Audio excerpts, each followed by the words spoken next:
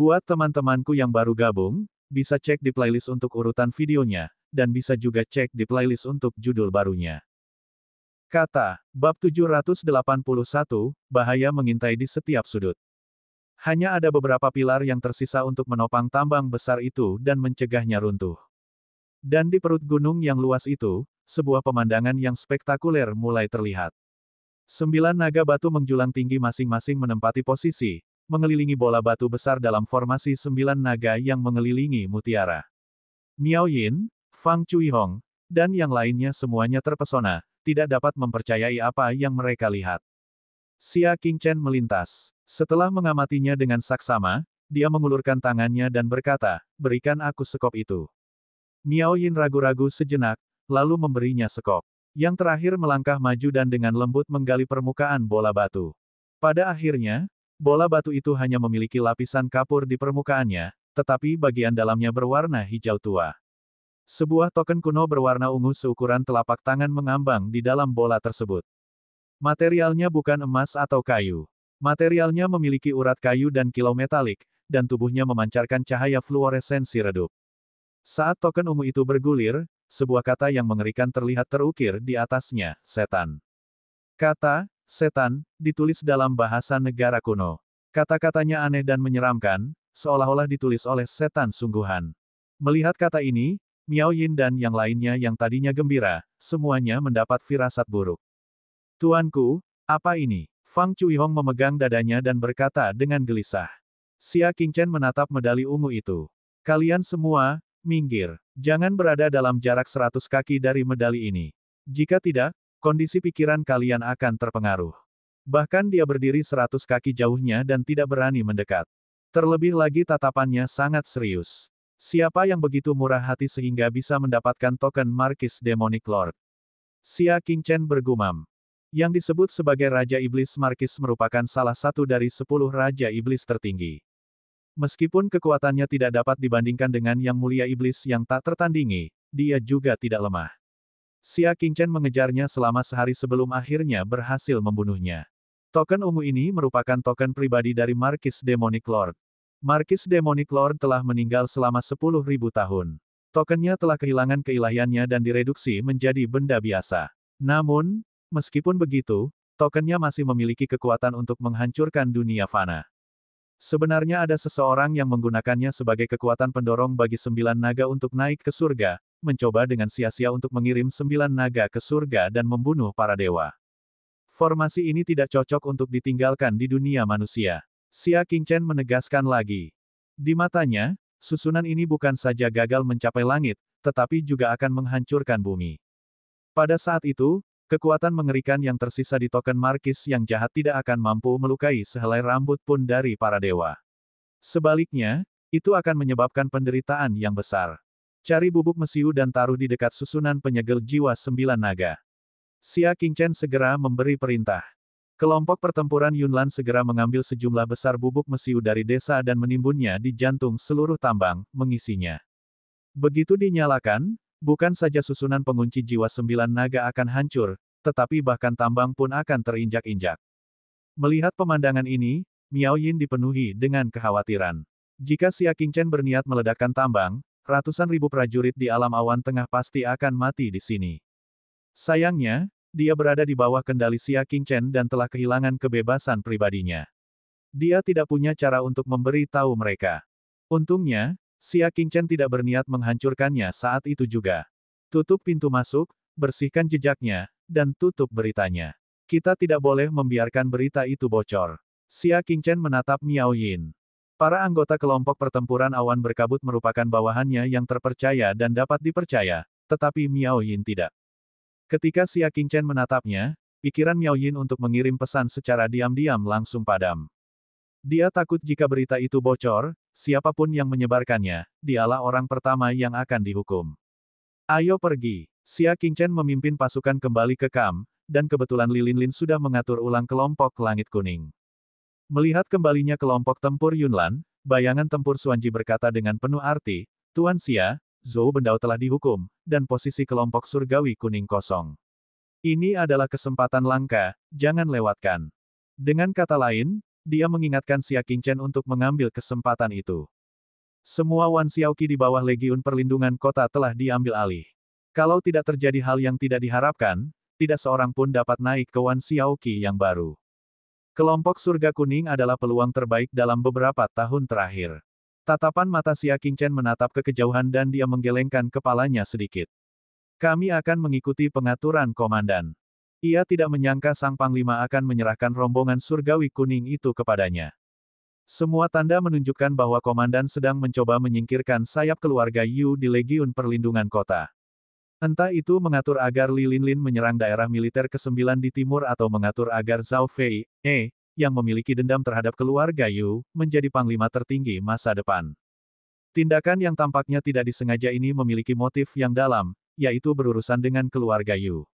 Sampai saat ini, masih ada Yu Guitian, perwakilan keluarga Yu, di Legiun Perlindungan Kota. Akankah Panglima tertinggi mengatur agar Xia Qingchen meninggalkan kamp militer Barat Laut dan menuju perbatasan? Jawabannya adalah tidak. Panglima tertinggi pasti berharap agar Xia Qingchen tetap berada di kamp militer Barat Laut dan menahan Yu Guitian. Ketika saatnya tiba, dia bahkan akan dapat membantu Xia Qingchen menyingkirkan Yu Guitian. Oleh karena itu, meskipun dia telah memberikan kontribusi besar, dia tidak akan mempromosikan Wan Xiaoqi. Kecuali Yu Guitian masuk penjara. Tatapan mata Xia Qingchen sedingin bintang-bintang di langit malam. Yu Guitian, kau menghalangi jalanku. Jenderal Li, bagaimana pengumpulan bukti kejahatan keluarga Yu? Tanyanya. Mata Lilin berkedip. Dia melihat sekeliling dan berkata dengan suara rendah, kami telah memperoleh banyak bukti dari para tawanan, tetapi mereka semua adalah saksi. Kami tidak memiliki bukti fisik apapun. Dengan hanya pengakuan dan tanpa bukti, tidak sulit untuk mengetahui apakah Yu Guitian dapat dihukum. Xia Qingchen tidak terkejut dengan ini. Menurut gaya Yu Guitian dalam melakukan sesuatu, ia suka berada di balik layar dan mengendalikan tindakan orang lain tanpa meninggalkan jejak apapun. Ia jarang meninggalkan bukti nyata. Li Linlin menatap Miao Yin lagi dengan harapan di matanya. Jika kita dapat memverifikasi bahwa identitas wanita ini sangat tinggi, maka kesaksiannya akan sangat berbeda. Kredibilitas tuduhan tingkat tinggi dari musuh tentu jauh lebih tinggi. Meskipun dia tidak bisa membuat Yu Guitian bersalah, dia masih bisa mencopotnya dari jabatannya dan menunggu penyelidikan lebih lanjut. Oleh karena itu, Miao Yin adalah orang yang paling penting. Kita kembali dulu dan bicara.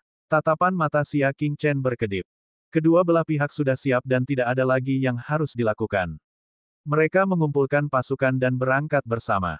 Pasukan panah otomatis yang berjumlah 30.000 orang dan kelompok tempur kabut awan yang berjumlah 1.000 orang menyerbu ke arah kota Liangzhou, meninggalkan jejak debu di belakang mereka.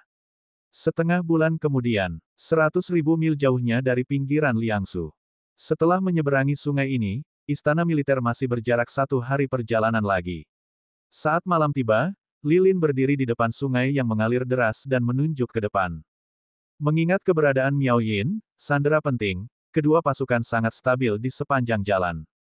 Mereka tidak mengejar kecepatan, tetapi terutama mengambil tindakan pencegahan. Sekarang mereka telah mencapai jangkauan radiasi kota Liangzhou, butuh waktu paling lama 2 jam bagi para prajurit istana militer yang sangat terampil untuk tiba. Mereka aman. Kita harus segera kembali ke barak. Lilin sudah berniat melakukan itu, tetapi dia masih ingin menanyakan pendapat Xia Qingchen.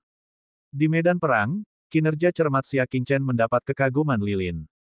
Waktu yang kita anggap paling aman seringkali merupakan waktu yang paling berbahaya. Saya merasa bahwa kita harus mendirikan kemah di tepi sungai malam ini, kata Xia Qingchen dengan tenang. Kita tidak ingin berbaris dalam kegelapan. Dalam kegelapan, penglihatan akan terganggu dan mudah disergap. Meskipun Li Linlin sangat ingin pulang, dia pandai mendengarkan pendapat orang lain. Setelah mempertimbangkan untung ruginya sejenak, dia berkata, bagus. Kita tidak peduli jika itu sehari lebih awal, semua pasukan harus mendirikan kemah di tepi sungai, menggandakan jumlah kavaleri, dan mengintai situasi dari jarak 100 li. Ya, tentara yang berjumlah puluhan ribu berhenti dan mendirikan kemah. 200 mil jauhnya, dekat jalan resmi menuju tanah sejuk, ada pepohonan tua di kedua sisinya. Pada saat itu, awan-awan gelap telah menghilang, menampakkan bulan purnama yang cemerlang, yang memancarkan cahayanya ke bumi. Di bawah sinar bulan, hutan lebat itu tiba-tiba memantulkan cahaya dingin.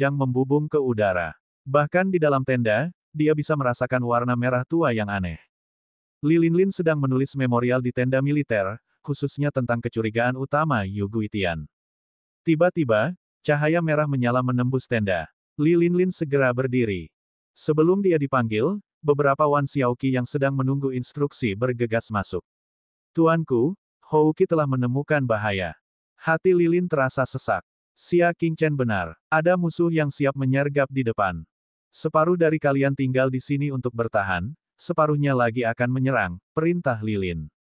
Saat trompet berbunyi, para prajurit yang tertidur bersiap dan memasuki mode tempur. Li Linlin secara pribadi memimpin tim dan bergegas ke sekitar sinyal.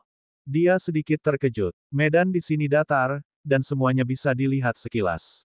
Bagaimana bisa ada penyergapan musuh? Atau apakah Houqi telah mengirimkan sinyal yang salah dan mengubah sinyal situasi musuh menjadi sinyal penyergapan? Melanjutkan, kata Li Linyi. Ketiga prajurit kavaleri segera tiba di tempat sinyal dikirim, dan mereka menemukan beberapa mayat di rerumputan. Setelah diperiksa lebih dekat, ekspresinya berubah drastis. Jenderal Li, kami menemukan tubuh Houqi. Yang tewas tak lain adalah markis yang mereka bunuh. Namun, yang aneh adalah baju besi lembut, token identitas, dan bahkan binatang iblis di tubuh Houqi semuanya hilang. Hanya beberapa tubuh telanjang yang tersisa. Melihat ini, Li Lin mendapat ide dan segera berkata, cepatlah. Kembali dan bertahanlah, musuh tidak punya rencana baik. Pada saat ini, kelima kavaleri telah kembali ke perkemahan. Pasukan panah otomatis yang dijaga ketat melihat bahwa mereka adalah orang-orang mereka sendiri dan tidak membiarkan mereka masuk setelah interogasi terperinci. Setelah mereka berlima jatuh ke tanah, mereka saling berpandangan lalu diam-diam pergi ke tempat yang gelap. Kemudian, mereka menangkap seorang prajurit dan menginterogasinya tentang keberadaan Miao Yin. Tenda Xia Qingchen. Mata Yu Guitian berkilat dan dia mencibir, surga membantuku. Hari ini, aku akan membunuh dua burung dengan satu batu. Di masa lalu, Xia Qingchen selalu tinggal di kamp militer, dan tidak ada seorang pun yang bisa melakukan apapun padanya. Tapi sekarang, Tuan, sebaiknya Anda mundur dulu. Serahkan saja pada kami untuk mengatasinya. Kami tidak ingin Anda terekspos oleh kecelakaan apapun, kata seorang bawahan. Di masa lalu, Yu Guitian selalu berada di belakang layar dan memerintah secara rahasia. Namun, Yu Guitian harus menjadi orang yang menangkap markis hari ini. Binatang-binatang iblis di istana militer semuanya mempunyai tingkat kecerdasan tertentu, dan mustahil bagi orang yang bukan dari istana militer untuk mengendalikan mereka. Oleh karena itu, Yu Guitian telah mengambil tindakan secara pribadi dan menjinakkan mereka dengan identitas istana militer. Dengan cara ini, ia dapat menyamar sebagai markis dan kembali ke kamp. Kalau tidak, mereka berlima pasti akan dicurigai oleh Angkatan Darat jika mereka tidak memiliki binatang iblis sekalipun. Sekarang mereka sudah berhasil masuk dan mengetahui lokasi Xia Qingchen dan Miao Yin, Yu Guitian tidak perlu lagi mengambil risiko dan menampakkan dirinya. Yu Guitian ragu sejenak dan berkata, aku akan pergi bersamamu. Ini adalah masalah yang sangat penting. Jika dia tidak melihat sendiri pembunuhan Miao Yin, dia tidak akan merasa tenang. Ayo pergi. Kelima orang itu berjalan menuju kemah militer Xia Qingchen seolah-olah tidak terjadi apa-apa. Meskipun mereka berpatroli di sepanjang jalan, mereka semua mengira bahwa mereka berada di pihak yang sama dan tidak memiliki kecurigaan apapun. Begitu saja, mereka memasuki area tak bertuan dan tiba di depan tenda Xia Qingchen. Dia melihat beberapa anggota kelompok pertempuran awan berkabut menjaga bagian luar tenda. Bagian dalamnya terang benderang, dan di bawah cahaya itu, dia bisa melihat dua sosok bergerak dari waktu ke waktu. Dia tidak tahu apa yang mereka lakukan. Bagus. Ini tempatnya. Yu Guitian menatapnya sekilas lalu berjalan ke tenda dengan tenang. Agar tidak membuat musuh waspada, dia berkata, Jenderal Li telah memerintahkan kita untuk mengundang Tuan Xia datang. Kedua prajurit wanita yang menjaga pintu mengamati mereka, lalu melepaskan tombak mereka, dan membiarkan mereka masuk. Mata Yu Guitian berkedip. Dia dan keempat orang lainnya membuka tirai dan melangkah masuk. Matanya penuh dengan niat membunuh dan wajahnya penuh dengan keganasan. Di dalam tenda, yang dipisahkan oleh tirai tipis, dua sosok bergerak. Sekilas, orang akan mengira mereka berdua tengah melakukan sesuatu yang tak terkatakan. Kau masih menikmati cintamu bahkan saat kau akan mati. Yu Guitian mencibir. Keempat orang di belakangnya segera bergegas maju dan memotong kain kasa tipis itu dengan bilah tajam mereka. Mereka juga menyerang mereka berdua untuk memastikan bahwa mereka terbunuh di tempat. Namun siapa sangka ketika kain kasa tipis itu robek, mereka sadar bahwa yang telah mereka potong bukanlah manusia, melainkan dua manusia kertas. Bab 783, Lolos dari Bencana. Keempatnya segera menyadari apa yang sedang terjadi dan berseru, tidak bagus. Ini jebakan. Hampir bersamaan dengan selesainya dia berbicara, suara tembakan panah otomatis yang kuat terdengar dari seluruh tenda. Yu Guitian bereaksi paling cepat. Dia langsung jatuh ke tanah dan berguling ke dasar meja. Begitu saja, suara-suara yang menusuk udara tak terhitung jumlahnya dapat terdengar. Anak panah hitam menembus tenda dan melesat jatuh. Sebelum keempat bawahannya sempat bereaksi, mereka berubah menjadi landak dan semuanya dibunuh di tempat. Hujan anak panah yang lebat tak kunjung berhenti, seakan-akan hendak mengenai setiap jengkal tenda.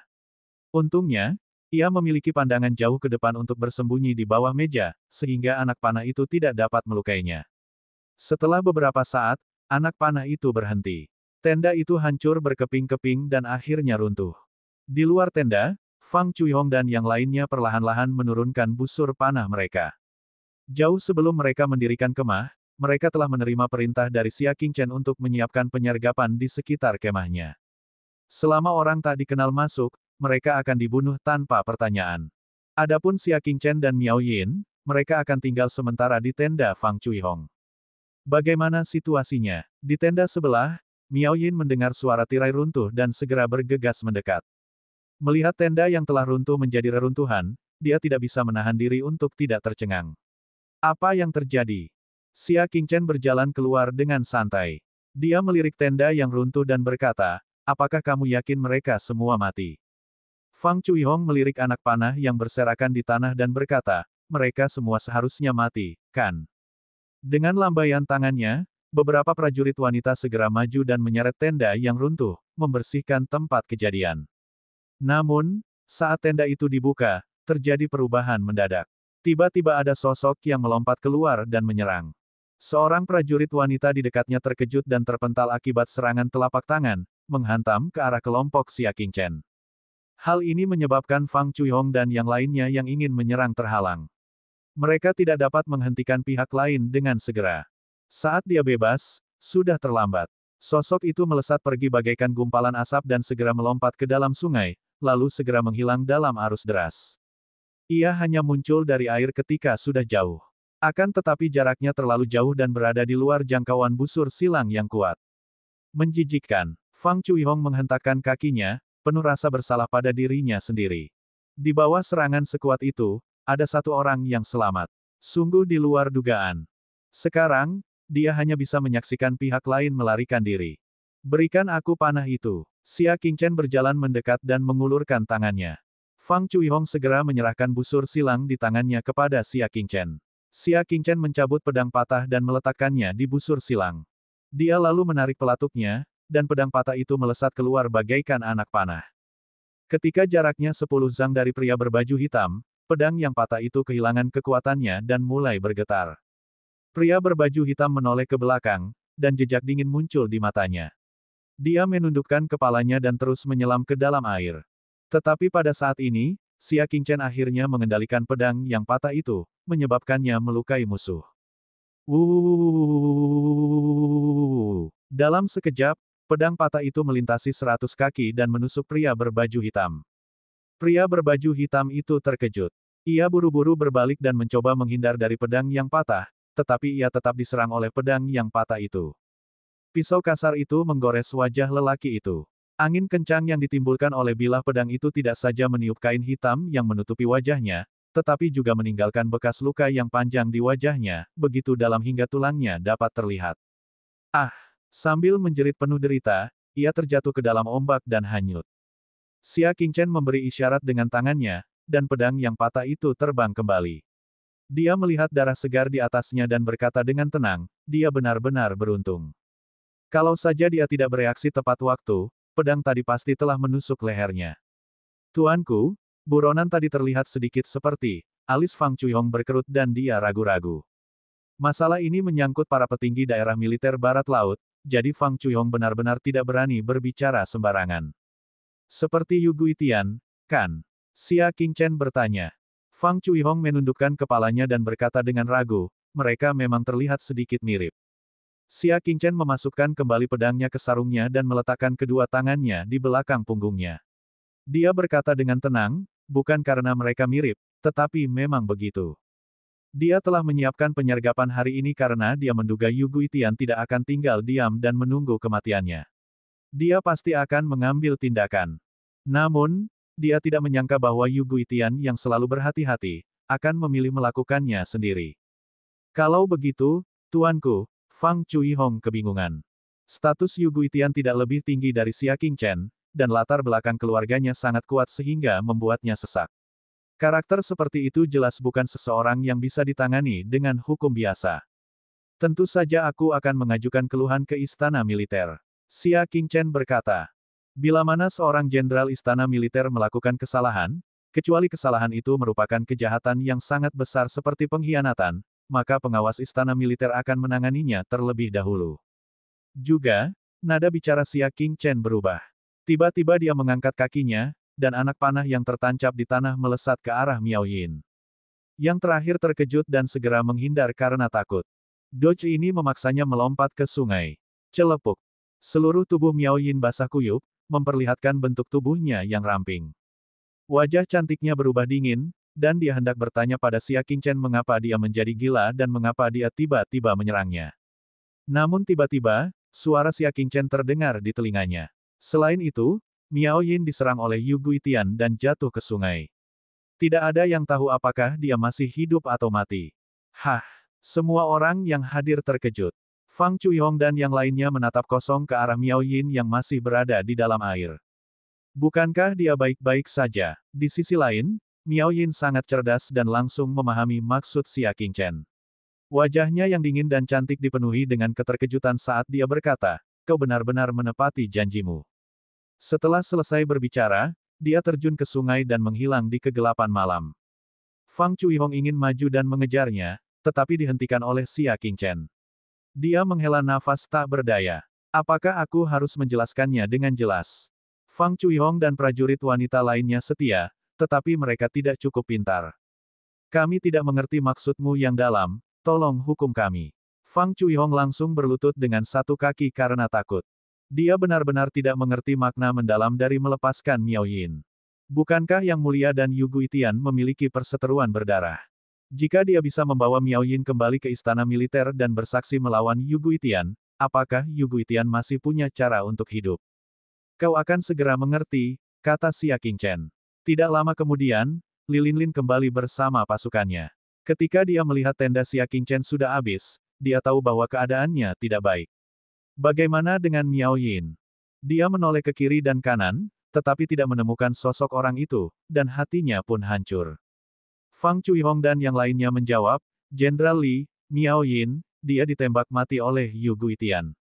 Hah! Lilin menyipitkan matanya dan bertanya, apa yang kalian bicarakan? Yu Guitian. Fang Chuihong menahan rasa bersalahnya dan berkata, ya, Yu Guitian memimpin sekelompok orang misterius untuk membunuh Miao Yin. Meskipun Tuan Xia telah merencanakan penyergapan sebelumnya, dia masih berhasil melarikan diri. Bunuh Miao Yin sebelum kau melarikan diri, lalu melarikan diri. Setelah jeda, Fang Chuihong berkata, saya sudah memerintahkan orang untuk mencari Miao Yin di sepanjang sungai. Saya harap kita bisa menemukan jasadnya. Mata Lilin berkedip-kedip dengan api samar. Aku tidak bertanya pada Miao Yin, aku bertanya pada Yu Guitian. Bagaimana kau bisa yakin bahwa orang yang menyergapmu adalah Yu Guitian? Pupil matanya mengecil, dan dia samar-samar menantikannya. Bab 784, Tampan dan Keluar dari Dunia Ini.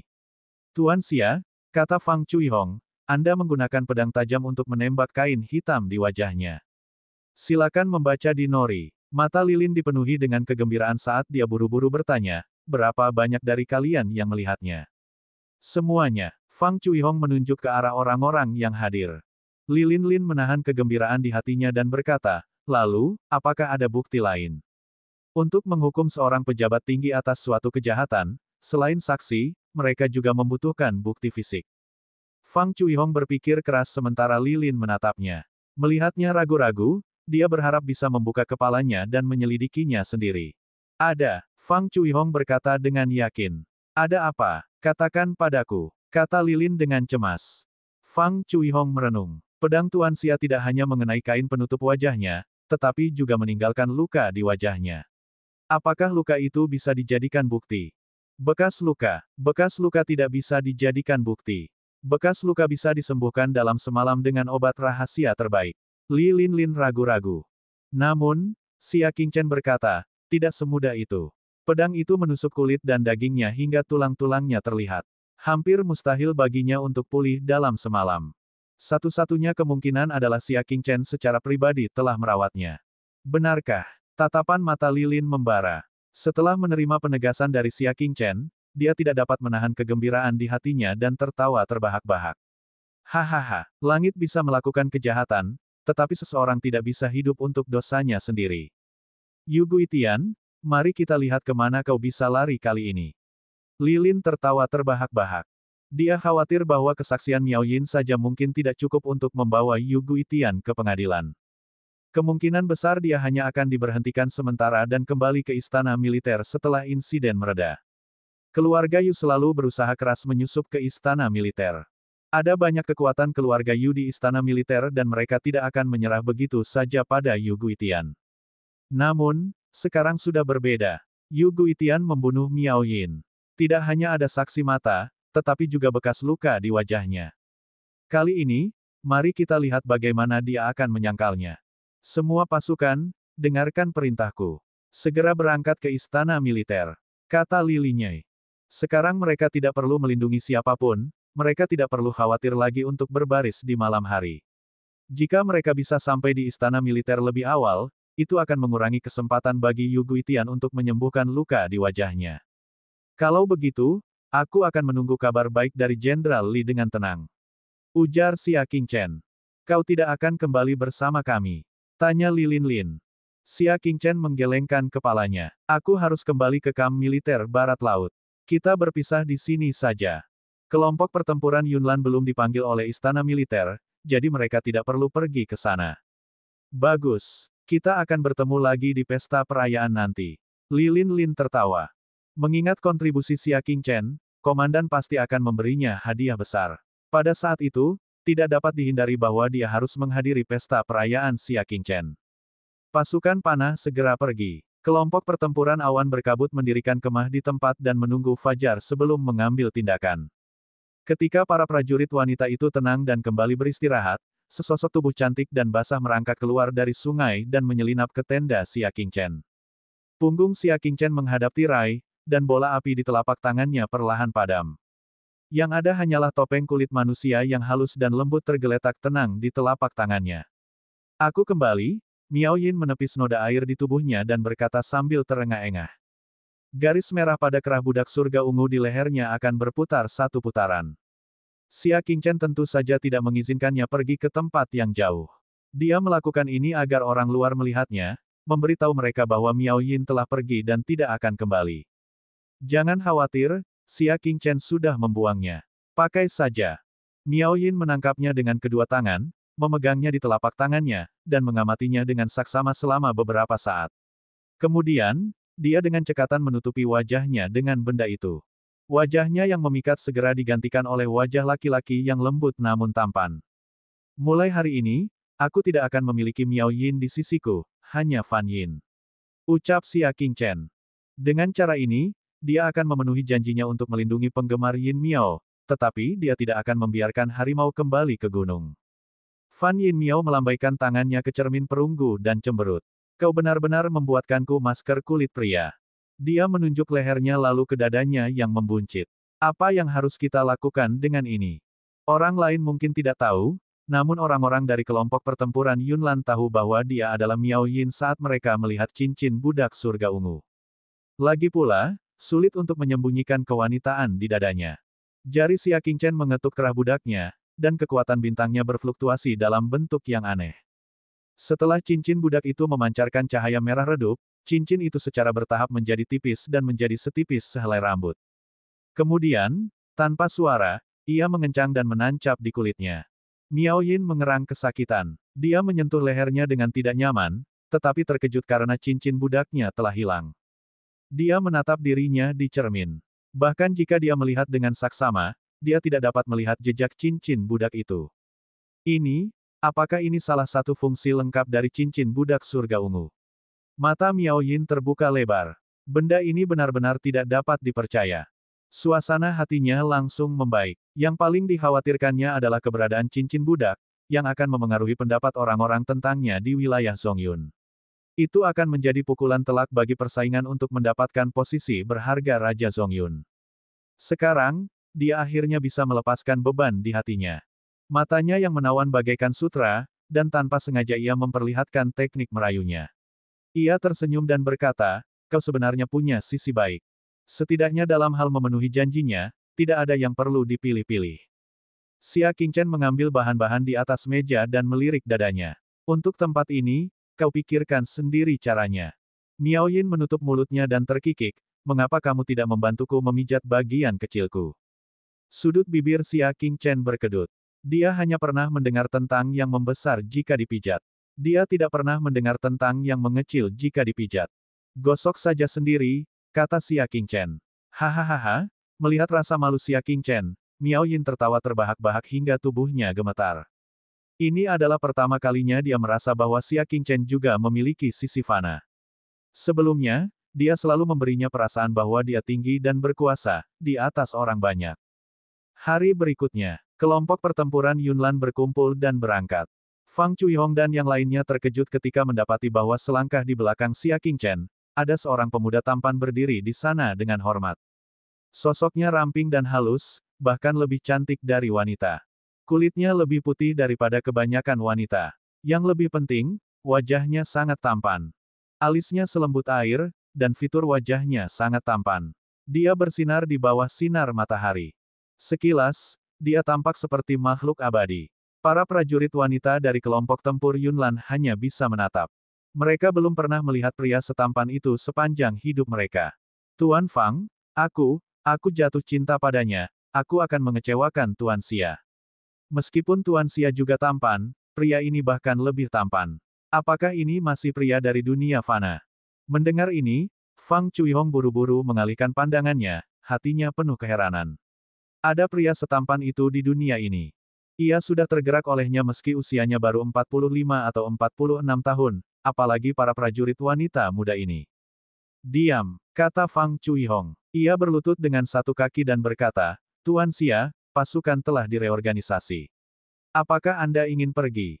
Xia Qingchen mengangguk. Dia menunjuk orang di sebelahnya dan berkata, Fan Yin adalah penasihat yang aku undang. Kamu harus mengenalnya. Bab 785, Suasana Busuk. Fang Chuihong dan yang lainnya merasa bingung. Bagaimana Xia Qingchen bisa mengundang pria setampan itu dalam satu malam? Menurut kalian, apakah ini adalah keuntungan yang Tuan Xia temukan untuk kita? Iya, Legiun Awan Berkabut sangat beruntung memiliki dua pria paling tampan di Legiun Barat Laut. Apa yang harus kulakukan jika menginginkan keduanya? Dalam mimpimu, Miao Yin? Tidak, Fan Yin. Merasakan tatapan membara dari para prajurit wanita dari kelompok pertempuran Awan Berkabut, seolah ingin menelannya hidup-hidup, dia merinding di sekujur tubuhnya. Xia, tuanku, haruskah kita berangkat? Dia mengingatkannya.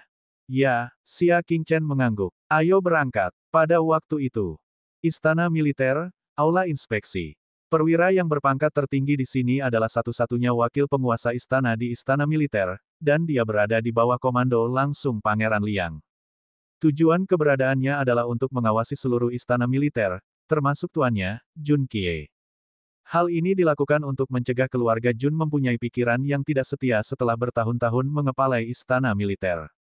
Sebagai kepala istana militer, Jun Qiye hanya memerintahnya di permukaan, tetapi pada kenyataannya, dia tidak dapat memengaruhi keputusan wakil ketua istana. Sebagai pengawas tertinggi, wakil kepala istana juga mempunyai tanggung jawab lain, yaitu penghakiman.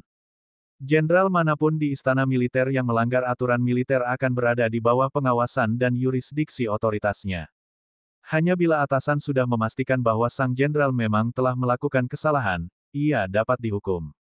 Dalam aspek ini, bahkan kepala istana militer tidak dapat ikut campur. Pada saat ini, aula pemeriksaan dipenuhi dengan kehikmatan. Wakil ketua istana telah datang sendiri, bersama dengan ke-8 pengawas aula inspeksi.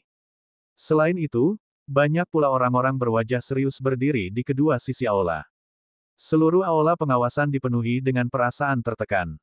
Li Linlin berdiri dengan hormat di tengah aula dan menyatakan banyaknya tawanan yang ditangkap oleh tambang dan kejahatan mereka dengan alasan dan bukti. Semua orang di aula itu memperlihatkan ekspresi serius. Ketika Chen menyelesaikan buku pertama, wakil kepala istana berkata dengan acuh tak acuh, orang-orang di atas memiliki bukti yang tak terbantahkan. Pengawas akan menyetujui pelaksanaan peraturan militer Liang Jing. Ratusan prajurit dan kavaleri yang kuat itu telah berpartisipasi dalam operasi pengkhianatan saat itu, sehingga mereka akan dihukum karena kejahatan pengkhianatan. Li Linlin penuh dengan antisipasi. Alasan mengapa dia pertama kali menyebutkan kejahatan para prajurit biasa adalah untuk menunjukkan secara tidak kentara betapa berbahayanya para pengkhianat itu. Dengan cara ini, saat dia memberikan bukti pada Yu Guitian, bukti itu akan lebih kuat dan lebih mudah mendapat persetujuan dari atasan. Selain itu, aku juga akan mendakwa Wan Xiao dari tentara Barat Laut karena kembali ke medan perang. Lilin membuka berkas itu dan berkata perlahan. Ekspresi 8 inspektur di kedua sisi sedikit berubah. Jelas mereka telah menerima berita itu sebelumnya dan tahu bahwa acara utama hari itu adalah pemakzulan Yu Guitian. Hanya wakil kepala istana yang duduk tegak dan berkata, bicaralah. Dia tidak menghentikannya dan mendengarkannya dengan saksama. Hal ini membuat Lilin sangat senang. Meskipun wakil kepala istana bertugas menahan kepala istana, dia selalu bersikap adil dan berbudi luhur, dan tidak akan pernah membiarkan siapapun mati sia-sia. Hal yang paling mengagumkan adalah bahwa 5 tahun yang lalu, keponakannya telah mempermalukan seorang wanita lokal di Korps Angkatan Darat Perbatasan Selatan dan kemudian dimakzulkan. Akan tetapi, Korps Angkatan Darat Perbatasan setempat mengetahui identitasnya dan melindunginya, tidak membiarkannya ditangkap, dan membiarkannya lolos begitu saja. Setelah mengetahui hal ini, wakil kepala istana secara pribadi pergi ke Korps Angkatan Darat Perbatasan Selatan dan secara terbuka menjatuhkan hukuman 10 tahun penjara kepada keponakannya dan mencabut status militernya, dan tidak pernah dipekerjakan lagi. Lebih jauh lagi, para pengawas lokal akan dihukum berat karena melindungi kota. Berita ini menyebabkan keributan. Dari sinilah reputasinya sebagai orang yang tidak memihak dan tidak korup berasal. Li Linlin berani mengeluh tentang Yu Guitian di istana militer karena hal ini. Orang lain mungkin tidak berani melaksanakan hukuman, tetapi wakil ketua istana pasti berani. Korban selamat Zhou Bendao yang ditangkap secara pribadi mengakui bahwa dia berada di bawah perintah Yu Guitian untuk membuka gerbang gunung tambang dan memimpin musuh masuk, yang menyebabkan banyak korban dan hilangnya gunung serta sungai, kata Li Linlin dengan nada serius. Selain itu, kami juga menangkap seorang pejabat tinggi musuh. Dia bisa saja menunjuk Yu Guitian, tetapi dia dibunuh oleh Yu Guitian di tengah jalan. Begitu kata-kata itu keluar, semua orang menjadi gempar. Mereka melaporkan Yu Guitian karena pengkhianatan. Ini bukan masalah kecil. Yu Guitian adalah anggota klan Yu. Jika dia mengkhianati negara, apakah klan Yu akan bersih?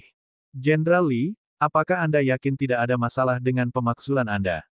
Seorang pengawas berambut merah adalah orang pertama yang memulai serangan, mengajukan pertanyaan.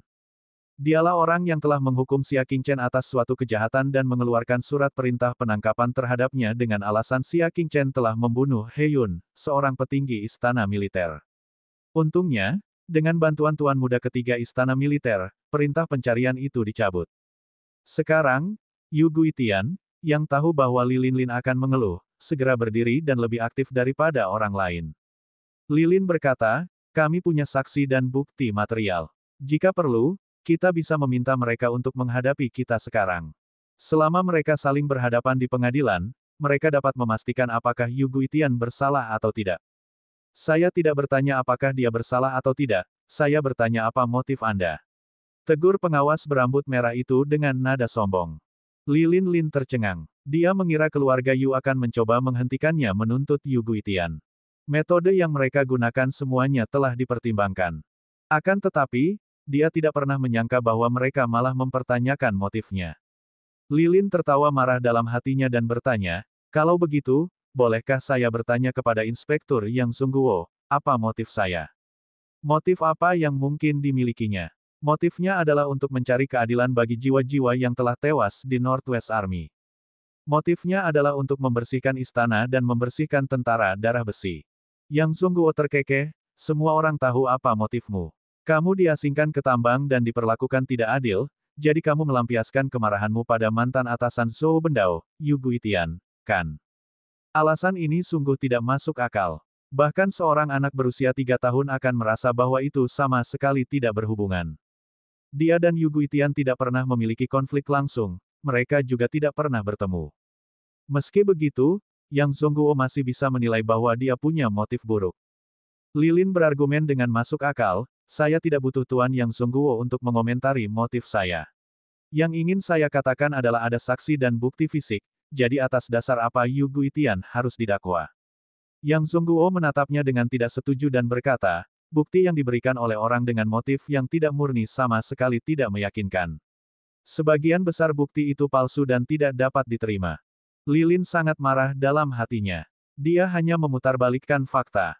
Dia memandang pengawas lainnya, namun saat mereka bertemu pandang dengannya, mereka tanpa sadar menghindari tatapannya dan tetap diam.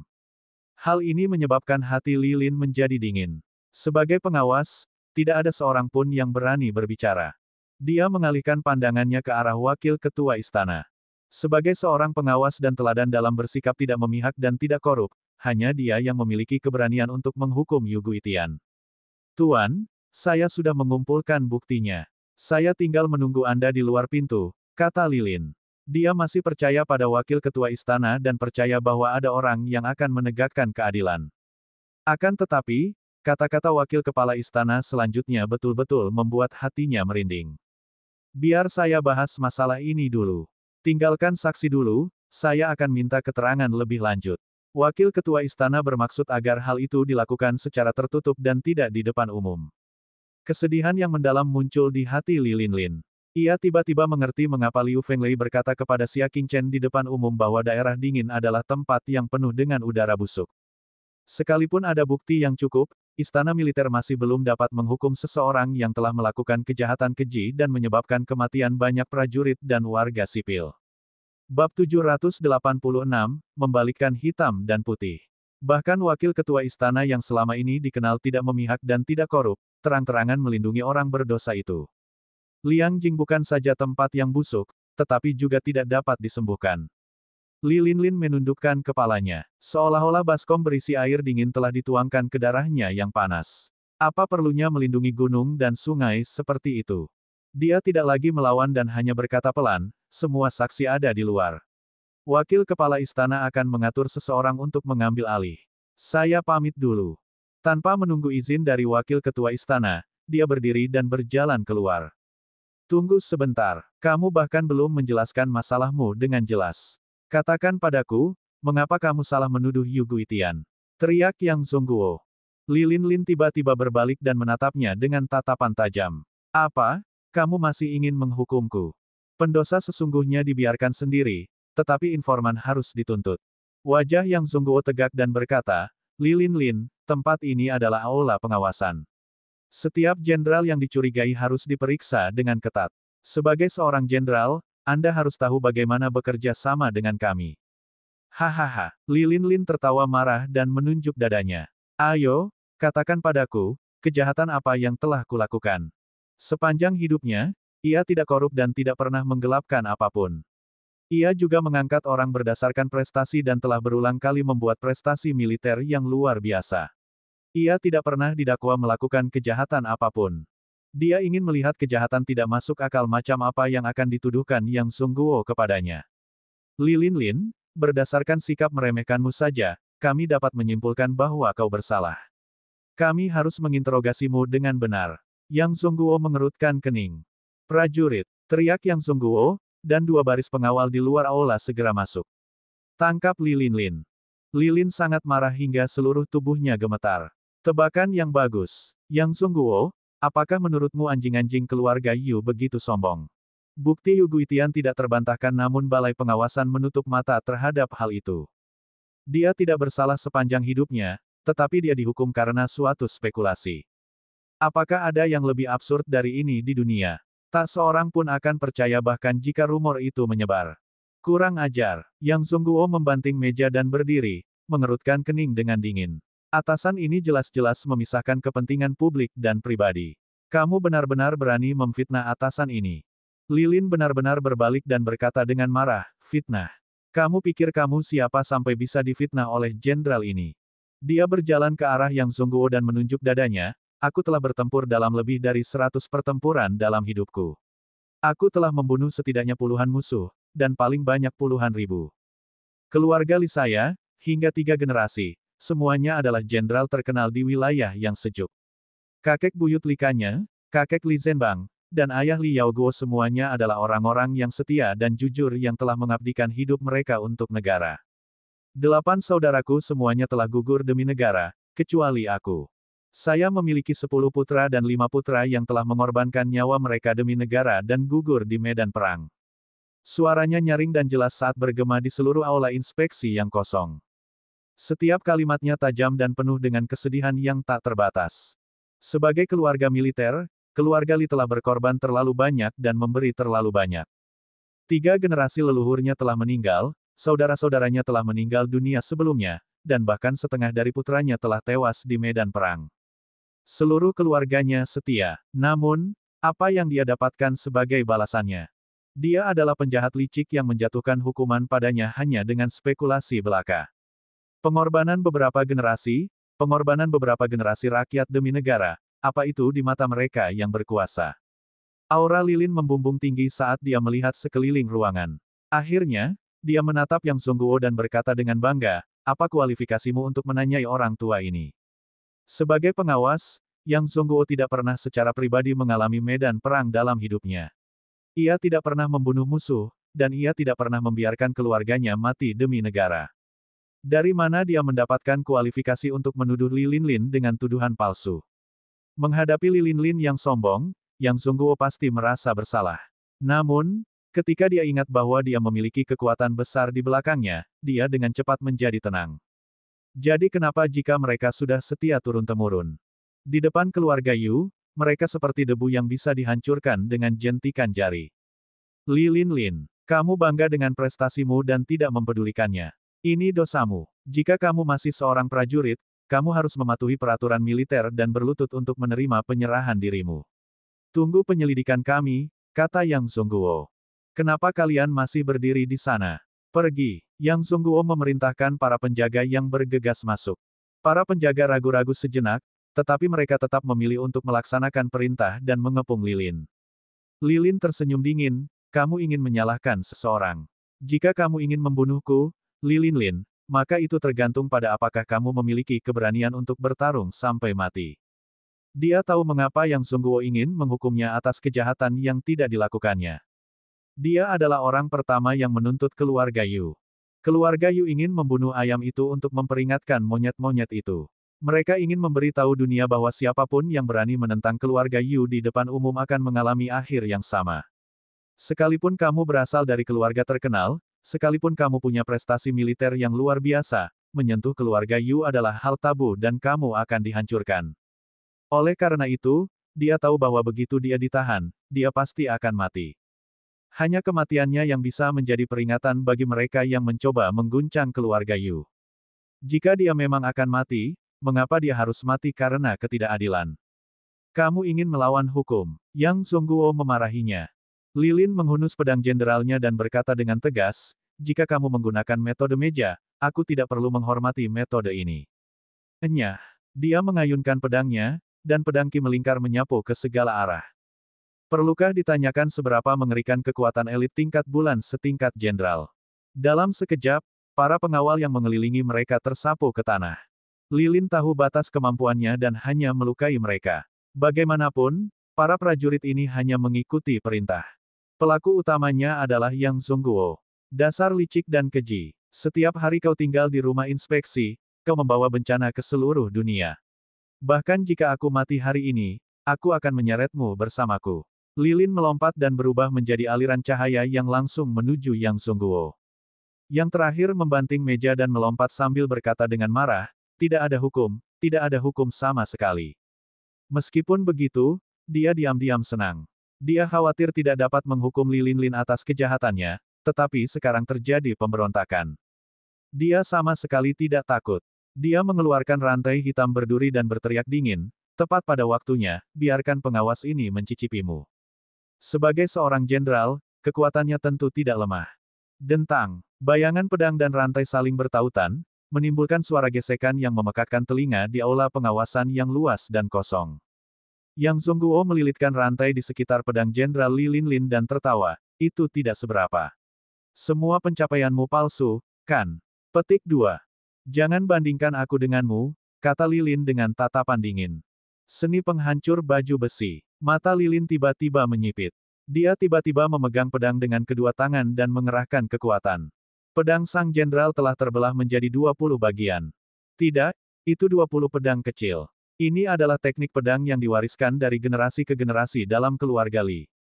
Bila dipadukan dengan pedang nirvana yang dibuat khusus, teknik ini dapat melepaskan kekuatan dahsyat yang mengejutkan orang. Suara mendesing. Ke-20 pedang kecil itu seperti tombak, melesat ke arah Yang Sungguo. Yang terakhir terkejut dan segera melepaskan rantainya, lalu mundur dengan cepat. Begitu dia melepaskannya, mata Lilin Lin berkilat tajam. Dia menggoyangkan gagang pedang dan rantai itu digunakan olehnya. Rantai itu dilempar ke depan seperti ular panjang. Bab 787, Hadiah berdasarkan prestasi. Ah, rantai itu bagaikan bayangan, langsung menghantam dada Yang Sungguo. Bukan hanya dadanya yang mengalami hantaman keras, tetapi yang lebih penting, duri-duri pada rantai itu telah menusuk dagingnya. Dengan tusukan dan tarikan, sepotong besar daging tercabut keluar. Itulah sebabnya Yang Sungguo mengerang begitu menyedihkan. Ketika ia tersandung dan menjatuhkan mejanya sendiri, ia berhasil menyeimbangkan tubuhnya. Ketika ia melihat dadanya lagi, pakaiannya robek dan darah menetes. Namun, Yang Sungguo tidak punya waktu untuk memedulikan luka di dadanya karena 20 pedang kecil datang mengejarnya. Pada saat kritis ini, Yang Sungguo meraih meja marmer di depannya. Dong dong dong. Dengan suara tumpul, pedang-pedang kecil itu terpental dari marmer. Akan tetapi, sebelum Yang Sungguo bisa mengatur napasnya, terdengar suara siulan yang dahsyat. Rantai berpaku itu berjatuhan lagi dan seluruh meja marmer hancur menjadi dua di tempat. Kemudian salah satu ujung rantai berputar dan melilit leher Yang Sungguo. Paku-paku tajam itu langsung menusuk dagingnya, menyebabkan Yang Sungguo menjerit menyayat hati. Tatapan mata Lilin tampak tegas saat dia menarik dengan kuat. Asal dia mengerahkan tenaga, paku-paku pada rantai itu pun bisa mencabut lehernya, apalagi mencekiknya sampai mati. Namun, saat dia hendak membunuh Fox yang licik, angin telapak tangan yang tak bersuara muncul di belakangnya. Angin itu ganas dan kejam, dan menghantam punggungnya. Pada saat itu, Lilin merasa seolah-olah dirinya ditabrak sebuah kapal besar. Dia terbang ke depan di tempat dan menyemburkan kabut darah dalam mulut besar.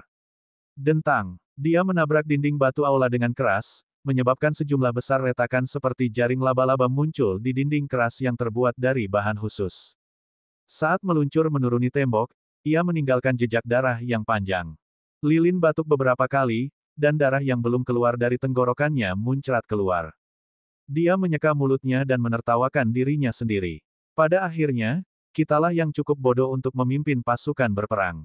Kita sebenarnya telah ditipu olehmu selama ini. Kupikir kau adalah pengawas yang adil. Ternyata kau hanyalah makhluk yang menipu dunia untuk mencuri reputasinya.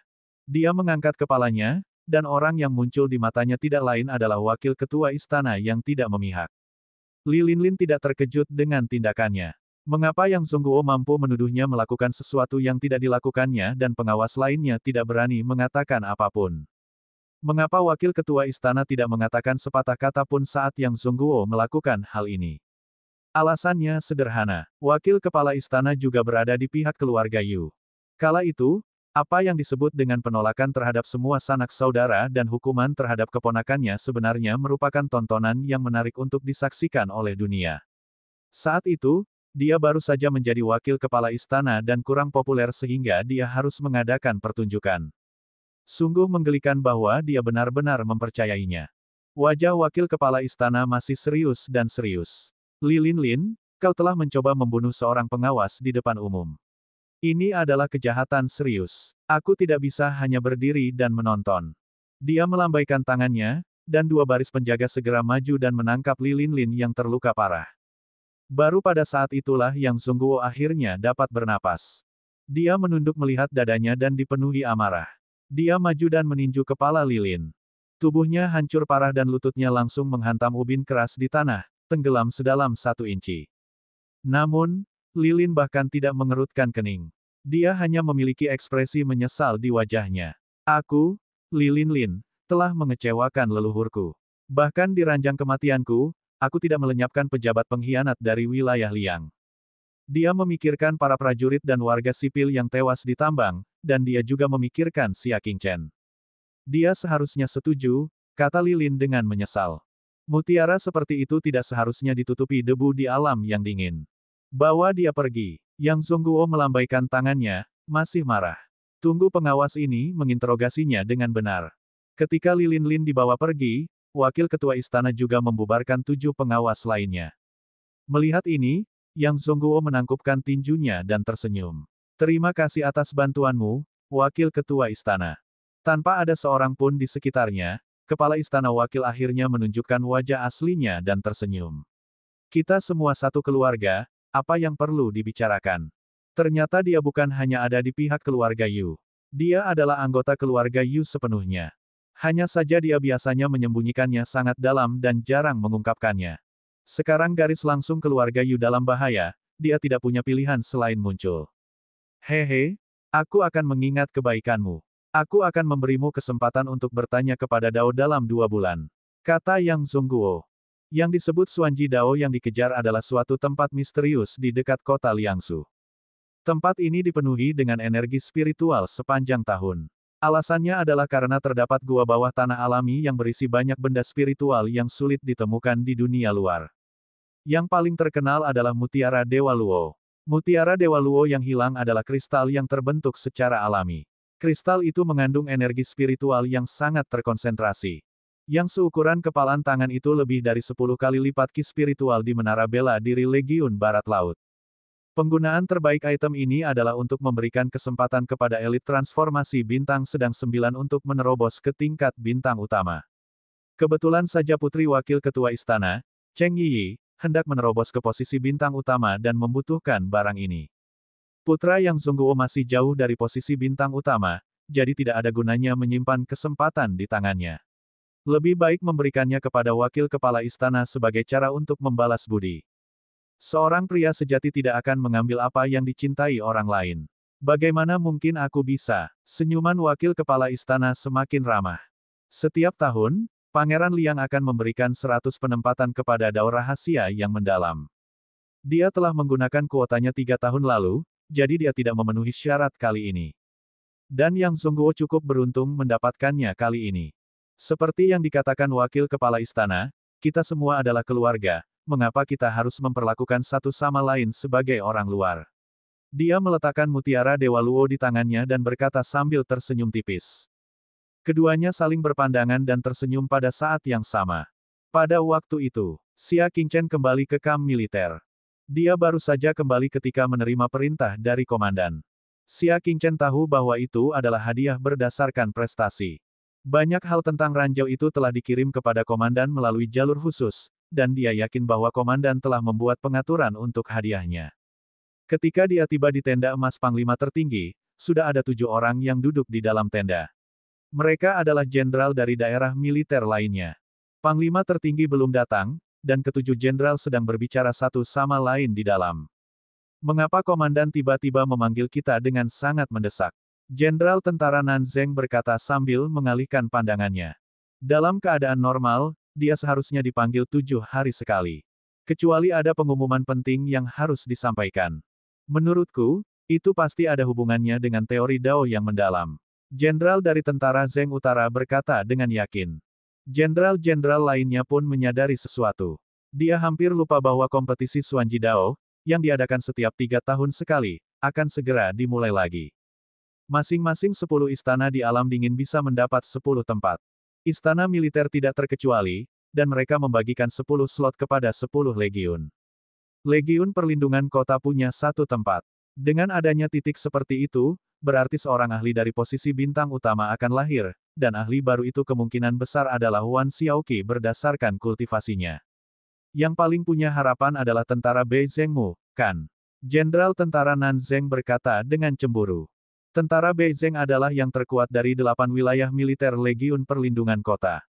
Sebagian besar pasukannya berasal dari kelompok etnis minoritas di wilayah utara yang sejuk. Mereka kekar dan pemberani.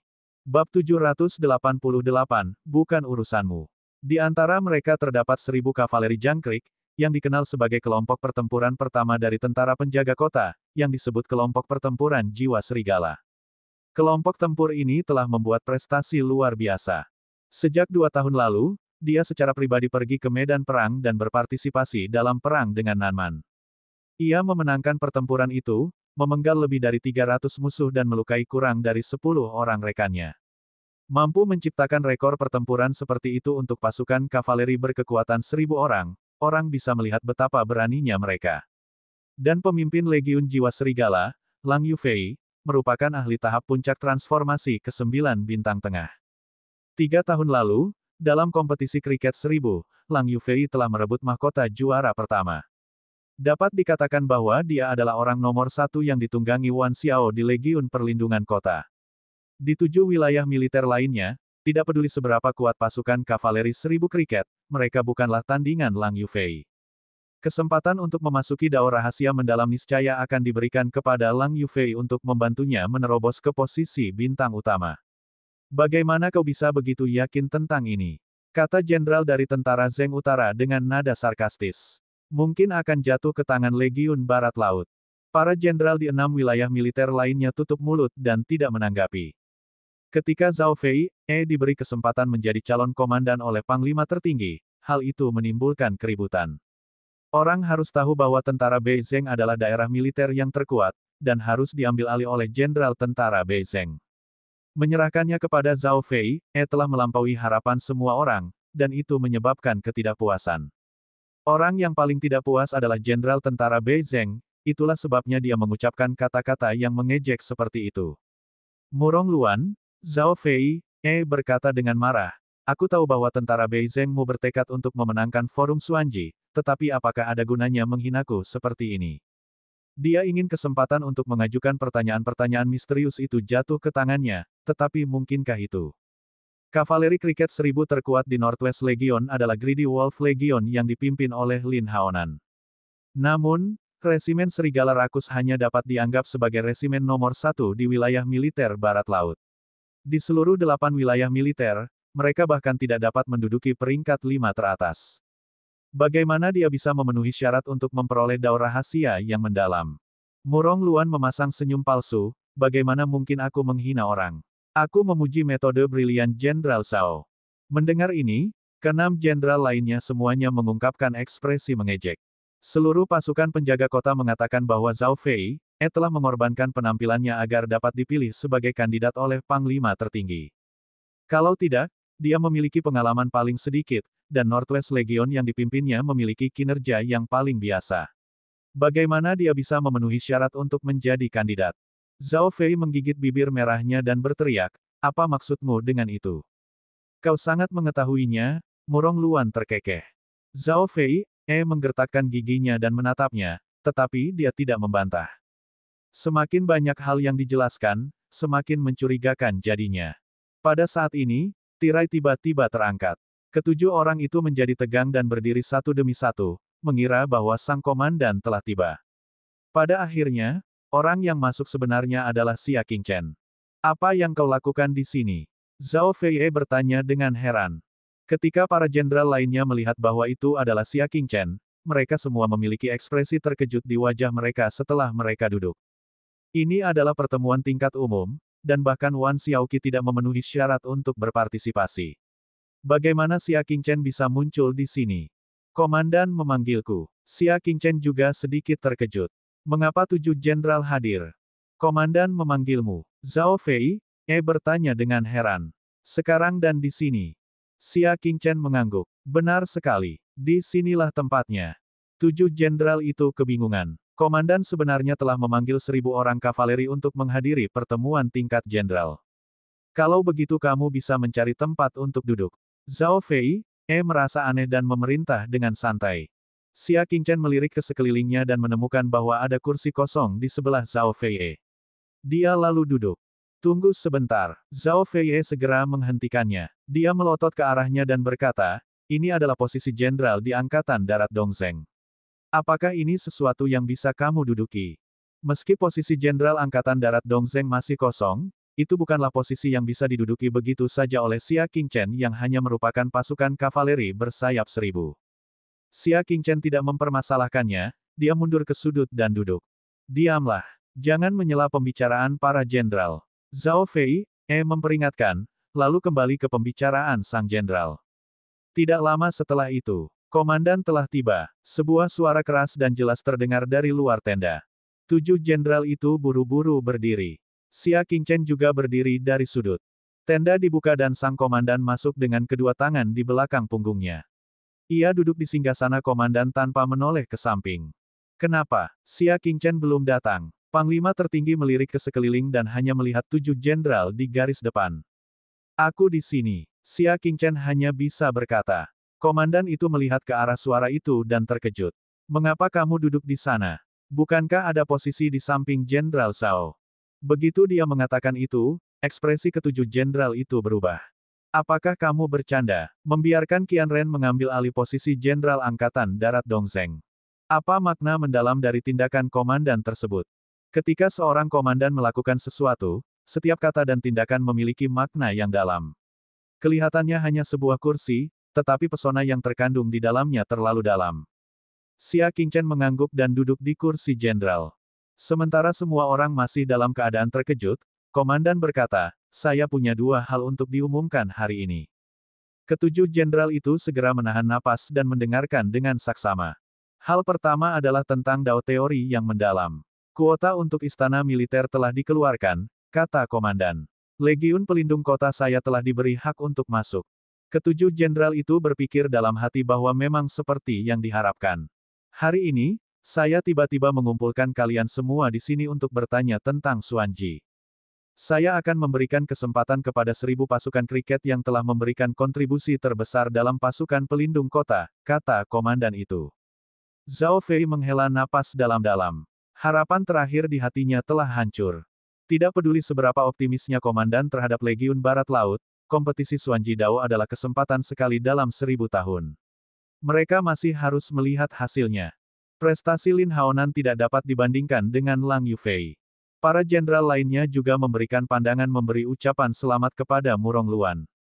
Tidak lama kemudian, tentara Beizeng akan memiliki jenderal tangguh setingkat Wan Xiaoqi. Sebaliknya, Murong Luan menunjukkan senyum penuh pengertian. Ia berdiri tegak, menunggu pengumuman dari Panglima tertinggi. Panglima tertinggi memandang ke arah kerumunan dan berkata, saya akan memberikan kesempatan untuk meminta Dao Xuanji kepada 1000 orang penunggang kuda dari tentara Barat Laut. Dia telah memberikan kontribusi terbesar. Semua orang, tolong beri dia tepuk tangan. 7 jenderal, termasuk Murong Luan, semuanya bertepuk tangan tanpa sadar. Jenderal tentara Nanzheng tersenyum dan berkata, selamat, Jenderal Murong, selamat. Suaranya tiba-tiba berhenti, dan bahkan ekspresinya membeku. Matanya dipenuhi dengan keheranan. Dia telah membacanya sesuai dengan pengumuman Panglima tertinggi, tetapi mengapa dia membaca nama Legiun Barat Laut? 5 jenderal lainnya kembali sadar dan saling memandang dengan kaget. Dari pandangan mata masing-masing, mereka yakin bahwa yang mereka dengar adalah tentara Barat Laut, bukan tentara Beizeng. Jenderal tentara Beizeng ketakutan di tempat, tangannya masih dalam posisi bertepuk tangan. Zhao Fei pun tertegun di tempat, menyangka bahwa dirinya salah dengar. Apakah komandannya salah membacanya? Dia telah mengatakan dengan jelas bahwa dia adalah pasukan kriket nomor 1000. Akan tetapi, daerah militer Barat Laut tidak akan pernah mendapat giliran. Apakah Anda punya pertanyaan? Tanya sang komandan tanpa ada perubahan ekspresi. Para jenderal semuanya bubar, hanya menyisakan Zhao Fei, dan Murong Luan. Bab 789, benar-benar yakin. Murong Luan kembali sadar, dan ekspresinya segera menjadi gelap. Tangannya di lututnya terkepal erat, dan dia berkata, saya punya pertanyaan. Bicaralah, kata komandan itu. Komandan, bolehkah saya bertanya bagaimana kita menentukan nomor 1? Tanya Murong Luan. Dalam hal prestasi di pasukan perlindungan kota, siapa lagi yang bisa dibandingkan dengan Lang Yufei? Tentu saja, itu catatan pertempuran yang sebenarnya, jawab sang komandan. Rekor pertempuran. Murong Luan ingin tertawa. Apakah itu rekor pertempuran atau kecantikannya? Selama seseorang tidak buta, seseorang seharusnya tahu siapa yang memiliki rekor pertempuran tertinggi di Legiun Perlindungan Kota. Saya ingin mendengar penjelasan Jenderal Zhao. Bagaimana catatan pertempuran pasukan kavaleri kriket 1000 terkuat di bawah komando Anda? Zhao Fei merasa bersalah. Dia seperti lumpur kuning yang jatuh ke celananya. Bahkan jika dia tidak buruk, dia tetap buruk. Kini bahkan ia sendiri mulai curiga kalau-kalau sang panglima terpikat oleh kecantikannya. Setelah ragu sejenak, dia berkata, 1000 jangkrik terkuat dan legiun serigala rakus di bawah komandoku telah bertempur 3 kali. Secara total, mereka membunuh 100 musuh dan melukai 200 orang. Murong Luan tertawa marah, apakah ini rekor pasukan kavaleri 1000 kriket terkuat dari Legiun Pelindung Kota? Lalu, aku bertanya-tanya apa peringkat Legiun Jiwa Serigala, yang telah bertarung 10 kali, membunuh ribuan musuh, dan melukai ribuan musuh. Dia dipenuhi kebencian. Itu tidak adil. Itu terlalu tidak adil. Hanya karena Zhao Fei cantik, sang komandan bersikap begitu bias padanya. Tidak apa-apa bagi panglima tertinggi untuk mewarisi jabatan tersebut, tetapi tidak ada standar yang ketat untuk keuntungan dan kerugian dari suksesi tersebut. Dia dapat menyerahkannya kepada siapapun yang dia inginkan, dan dia tidak memiliki pendapat apapun tentang menyerahkannya kepada Zhao Fei. Namun, kualifikasi untuk menekuni jalur Xuanji Dao jelas diberikan kepada kavaleri kriket 1000 yang terkuat. Bagaimana bisa panglima tertinggi berbohong dan memaksa hadiah 1000 pasukan kriketnya diberikan kepada anak buah Zhao Fei? Mendengar ini, Zhao Fei merasa sangat bersalah dan menghela napas dalam-dalam.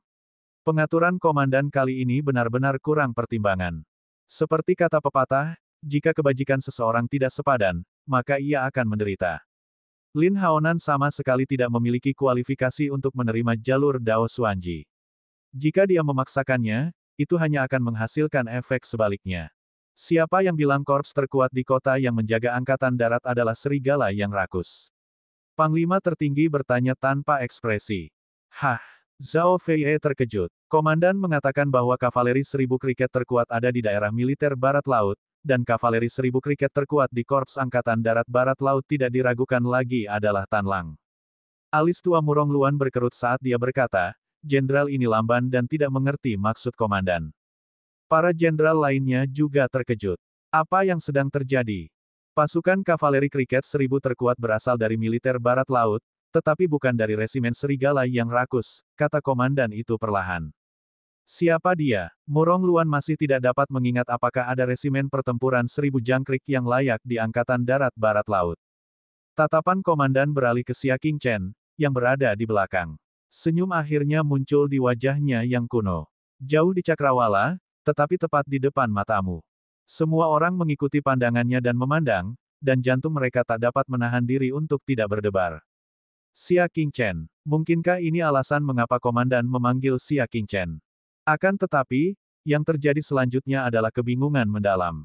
Penampilan Xia Qingchen selama parade militer memang luar biasa. Namun dalam hal kontribusi, di bawah kepemimpinannya, kelompok pertempuran kabut awan tidak pernah memasuki medan perang. Bagaimana mereka bisa memberikan kontribusi? Murong Luan mengerutkan kening. Meskipun dia mengagumi Xia Qingchen, itu tidak berarti dia bisa mentolerir Xia Qingchen, yang tidak memiliki prestasi sama sekali, merampas kesempatan bawahannya. Komandan, pasukan berkuda Xia Qian memang kuat. Aku yakin dia pasti akan memenangkan kompetisi Dao Xuantian berikutnya. Namun, dia tidak memiliki kualifikasi untuk berpartisipasi dalam kompetisi Dao Xuantian kali ini, kan? Kata Murong Luan jujur. Komandan lainnya, termasuk Zhao Fei, semuanya menatapnya dengan mata penuh tanya. Itulah yang diinginkan sang komandan. Dia mengeluarkan sebuah gulungan sambil tersenyum dan berkata, 1,5 bulan yang lalu, saya mengatur agar kelompok tempur awan berkabut pergi ke tambang untuk melaksanakan misi pengawalan. Ini bukan rahasia, dan semua jenderal yang hadir mengetahuinya. Namun, itu hanya misi pengawalan, jadi seberapa hebatnya? Bagaimana bisa dibandingkan dengan rekor pertempuran mengagumkan dari Legion Jiwa Serigala yang mampu memusnahkan ribuan musuh?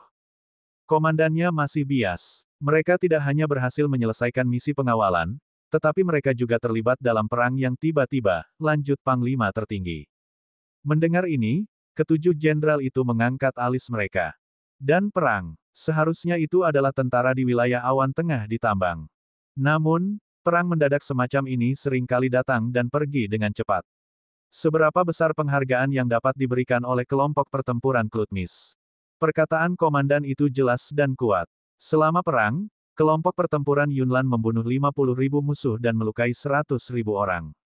Begitu kata-kata itu diucapkan, tidak ada keributan di dalam tenda. Sebaliknya, suasana menjadi tenang. 7 jenderal terus mendengarkan tanpa ekspresi.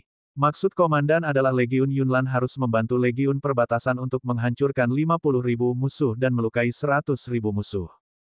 Tidak banyak yang benar-benar dimusnahkan oleh kelompok pertempuran awan berkabut saja. Namun, setelah komandan selesai berbicara, dia menutup gulungan itu dan berkata, pencapaianmu sama seperti di atas. Hah, sudah berakhir. Lalu, Zhao Fei bertanya dengan heran. Berapa banyak musuh yang dimusnahkan oleh kelompok pertempuran awan berkabut? Dia tentu saja sangat khawatir dengan catatan pertempuran bawahannya. Melihat komandannya tidak jelas, dia langsung bertanya. Bukankah aku baru saja mengatakan itu? Kata komandan itu dengan tenang. Di mana dia mengatakan itu? Komandan, apa yang Anda katakan tadi adalah situasi keseluruhan dari penghancuran pihak kita di medan perang, benar? Bagaimana dengan kelompok pertempuran kabut awan? Zhao Fei bertanya. Komandan itu menyilangkan tangannya dan memegang dagunya. Dia berkata dengan tenang, itu dihancurkan oleh 1.000 kavaleri kriket dari kelompok pertempuran Yunlan. Apa? Ketujuh jenderal itu berdiri serempak, wajah mereka akhirnya dipenuhi keterkejutan. Komandan, apakah ada kesalahan? Bagaimana mungkin 1.000 orang kavaleri membunuh 50.000 orang dan melukai 100.000 orang? Murong Luan merasa ini terlalu tidak masuk akal. Jumlah mereka hanya 1.000. Bagaimana mungkin mereka membunuh 50.000 dan melukai 100.000? Sekalipun musuhnya adalah sekawanan babi, mustahil mereka akan menanggung harga yang begitu mahal. Setelah berputar-putar dalam lingkaran sebesar itu, komandan masih memperlakukan mereka sebagai orang bodoh agar bersikap bias terhadap Xia Qingchen. Apakah kalian semua sudah lupa tentang dewa-dewa dunia lain yang muncul selama parade militer kelompok tempur Yunlan? Mata sang komandan tampak dalam. Ketujuh jenderal itu tercengang. Serangan makhluk terbang abadi yang transenden itu masih terbayang dalam pikiran mereka, tetapi mereka tidak pernah menyangka serangannya akan begitu merusak. Rekor membunuh 50.000 musuh dan melukai 100.000 musuh semuanya diciptakan oleh makhluk abadi terbang yang luar biasa. Mata Panglima tertinggi menyala dengan kegembiraan. Saat itu, pasukan panah otomatis yang berkekuatan 50.000 hanya membunuh 50.000 dan melukai 20.000. Dengan kata lain, sekelompok-kelompok pertempuran Yunlan dari makhluk abadi terbang transenden setara dengan 50.000 prajurit yang diperlengkapi dengan baik. Tujuh jenderal itu berdiri diam seperti tersambar petir. Mereka jelas terkejut dengan catatan pertempuran yang mengejutkan ini. Sekarang, apakah ada orang lain yang keberatan dengan kepemilikan Xuan Jidao? Panglima tertinggi bertanya dengan tenang. Tenda besar itu sunyi senyap. Siapa yang masih bisa keberatan? Prestasi Legiun Awan berkabut lebih besar daripada kemenangan seluruh Legiun. Siapa yang berani menolak? Adapun prestasi Legiun Jiwa Serigala yang membunuh 1.000 musuh, itu sama sekali tidak layak disebut sebagai perbandingan. Tepatnya, tidak ada gunanya membandingkan. Jika tidak ada yang keberatan, maka saya akan sampaikan hal kedua, kata komandan lagi. Dia menatap tajam ke arah Xia Qingchen. Dengan ini aku umumkan bahwa kelompok Huang Tian yang bertugas menjaga tambang akan diambil alih oleh Wan Xiaoqi yang baru. Bab 790, Kematian Tubuh dan Kehancuran Klan. Ketujuh jenderal itu belum pulih dari keterkejutannya ketika mereka dikejutkan oleh berita itu lagi. Kelompok Surgawi Kuning bukanlah masalah kecil. Itu adalah satu-satunya kelompok surgawi independen di bawah komando langsung komandan. Itu memiliki status tinggi, antara Wan Xiaoqi dan jenderal. Dulu orang-orang yang mengepalai kelompok ini semuanya adalah calon-calon umum. Zhao Fei dan yang lainnya mengalihkan pandangan mereka ke arah Xia Qingchen pada saat yang sama. Dari seluruh pasukan penjaga kota, satu-satunya yang memiliki kualifikasi untuk melakukannya adalah Xia Qingchen. Zhao Fei merasakan banyak emosi. Begitu Xia Qingchen dipindahkan ke kelompok Huang Tian, dia akan benar-benar memisahkan diri dari Legiun Barat Laut dan tidak akan ada hubungannya lagi dengannya. Tak pernah dalam mimpinya ia mengira bahwa hanya dalam hitungan bulan saja, pasukan kavaleri jangkrik kecil yang tak sengaja mengintip saat ia mandi itu bisa terbang hingga ke ketinggian seperti itu. Para jenderal lainnya juga mendesah. Emas akan bersinar kapan saja. Saat itu, selama parade militer, mereka sudah bisa melihat pemandangan Xia Qingchen yang melambung. Pemimpin sementara kelompok Surgawi Kuning adalah Lang Yufei. Panglima tertinggi berkata dengan tenang.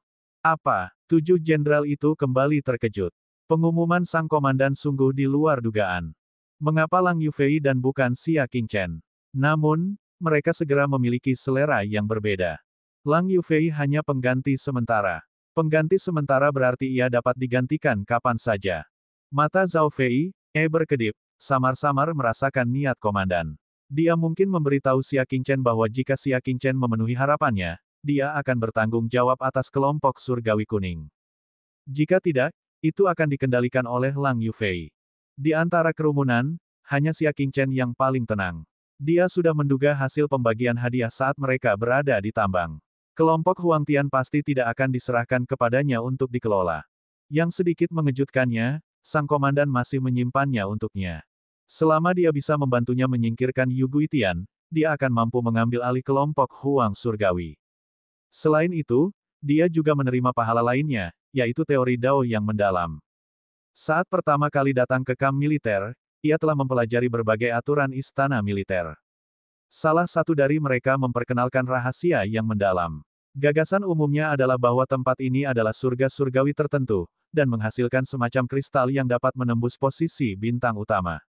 Bagi Xia Qingchen, yang baru saja menerobos ke transformasi ke-9 tingkat astral tengah, ini adalah hadiah terbaik. Oleh karena itu, Xia Qingchen sangat puas dengan hadiah kali ini. Saya sudah selesai mengumumkan dua hal itu. Sekarang, saya punya perintah lain, tambah komandan itu. Ketujuh jenderal itu mendengarkan dengan penuh perhatian. Ulang tahun Pangeran Liang 3 hari lagi. Setiap pasukan harus memberikan hadiah untuk mengucapkan selamat. Kata komandan. Mendengar ini, ekspresi Zhao Fei menjadi gelap. 1,5 bulan yang lalu, Balai Pengobatan telah mengumumkan bahwa jika mereka tampil baik dan dianugerahi gelar bangsawan kedua oleh Pangeran Liang, mereka tidak akan membiarkan Zhao Fei menjalani kehidupan yang mudah. Zhao Fei sudah lama merasa khawatir. Sekarang ulang tahun Pangeran Liang sudah dekat, dia merasa makin gelisah. Awalnya, aku khawatir dari mana hadiah-hadiah itu akan datang, tetapi Xia Qianli telah menghilangkan kekhawatiranku. Komandan itu tersenyum pada Xia Qingchen. Membunuh 50.000 musuh dan melukai 100.000 musuh adalah hadiah ucapan selamat yang terbaik. Yang paling berbeda adalah musuh-musuh yang dibunuhnya adalah musuh-musuh yang telah menyerbu gunung-gunung dan sungai-sungai di wilayah Liang. Mereka adalah duri dalam daging Pangeran Liang. Seseorang dapat dengan mudah membayangkan suasana hati Pangeran Liang ketika mengetahui bahwa ia telah memenangkan pertempuran ini. Jadi, aku telah memutuskan untuk menunjuk Jenderal Li dan Xia Qian sebagai utusan Legiun Pelindung Kota untuk merayakan ulang tahun Pangeran Liang. Komandan membuat pengaturan. Ketujuh jenderal itu semuanya menantikannya. Tanggung jawab utama Legiun Perlindungan Kota adalah melindungi kota Liangzhou dan Pangeran Liang. Di mata orang luar, Legiun Perlindungan Kota tidak perlu mengirim pasukan berperang dan tidak perlu khawatir tentang makanan, jadi mereka berada dalam situasi terbaik. Jika Legiun Perlindungan Kota dapat melindungi kota Liangzhou, itu akan menjadi tugas mereka dan mereka tidak akan diberi penghargaan atau hukuman. Jika terjadi kekacauan atau sesuatu yang salah, mereka akan dihukum karena tidak melindungi kota dengan baik. Singkatnya, hanya ada 4 kata, dia tidak melakukan kesalahan apapun. Tidak peduli seberapa baik mereka melindungi kota, Pangeran Liang tidak akan dapat melihat jasa para penjaga kota. Kesalahan sekecil apapun akan diperhatikan oleh Pangeran Liang. Kali ini, pengalaman kelompok pertempuran awan berkabut di medan perang telah berupa kemenangan besar, yang merupakan pencapaian pertempuran yang langka. Jika dia memberikannya kepada Pangeran Liang di pesta ulang tahun, dia pasti akan menyenangkan Pangeran Liang. Naga bisa memberikan imbalan apa saja bila ia senang. Kalau begitu, seluruh Legiun Pelindung Kota akan bangga, dan ketujuh jenderal juga akan merasa terhormat. Saya menerimanya. Xia Qingchen berbicara. 7 jenderal melemparkan pandangan iri dan ucapan selamat kepadanya. Orang macam apa Pangeran Liang itu? Di wilayah Liang, kekuatannya hanya kalah dari ahli nomor 1, Gu Qianhen. Dia tidak terduga. Ke-10 kepala istana semuanya merupakan pembangkit tenaga listrik pertengahan bulan yang dapat melintasi kekosongan di udara. Akan tetapi, semuanya telah tunduk kepada Pangeran Liang dan tidak ada seorang pun yang berani memberontak. Mereka telah menjadi jenderal selama bertahun-tahun, tetapi mereka hanya melihat Pangeran Liang beberapa kali. Xia Qingchen baru saja memasuki kamp militer, tetapi dia sudah memenuhi syarat untuk melihat penampilan asli Pangeran Liang. Dia benar-benar beruntung. Bagaimana mereka tahu bahwa Pangeran Liang seperti debu di mata Xia Qingchen?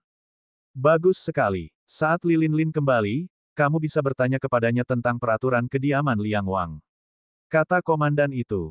Tiba-tiba tirai tenda dibuka dan seorang penjaga bergegas masuk. Pada saat ini, komandan memanggil 7 jenderal. Sebagai pengawal komandan, mereka harus mengerti bahwa mereka tidak dapat masuk dengan mudah. Akan tetapi, dia tetap datang tanpa diberitahu, jadi jelaslah bahwa sesuatu yang penting telah terjadi. Jenderal, laporan dari Balai Inspeksi. Penjaga itu menyerahkan surat kepada komandan. Panglima tertinggi mengerutkan kening. Tidak seorang pun di istana militer menyukai divisi pengawasan, dan dia tidak terkecuali. Setelah membuka surat itu dan membaca isinya, bahkan komandan yang tenang itu membanting meja dan berdiri, wajahnya dipenuhi dengan kemarahan. Tidak berhukum.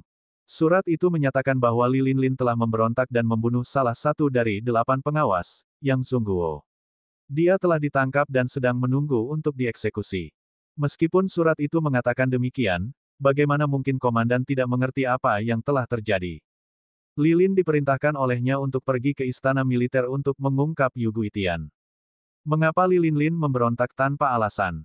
Dan dia bahkan mencoba membunuh seorang pengawas di depan umum.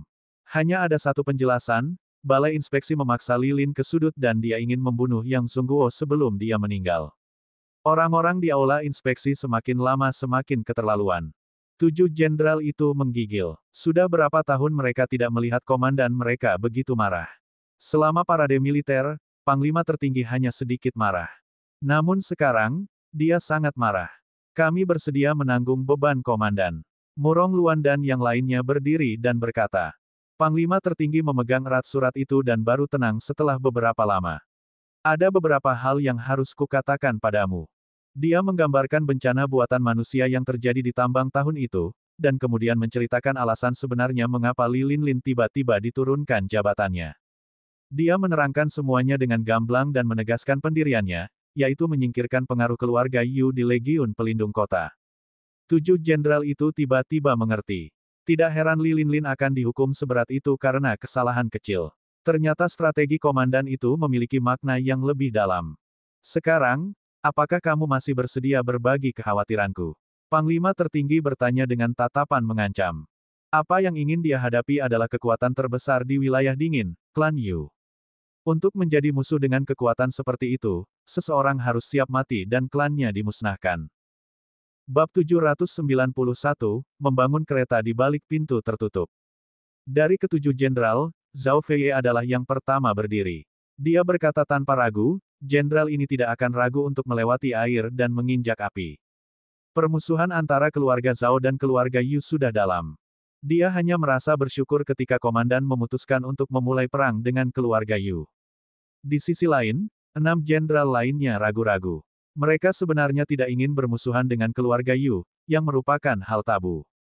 Mata sang komandan dipenuhi dengan kekecewaan. Inilah alasan mengapa ia memilih Zhao Fei, sebagai penggantinya.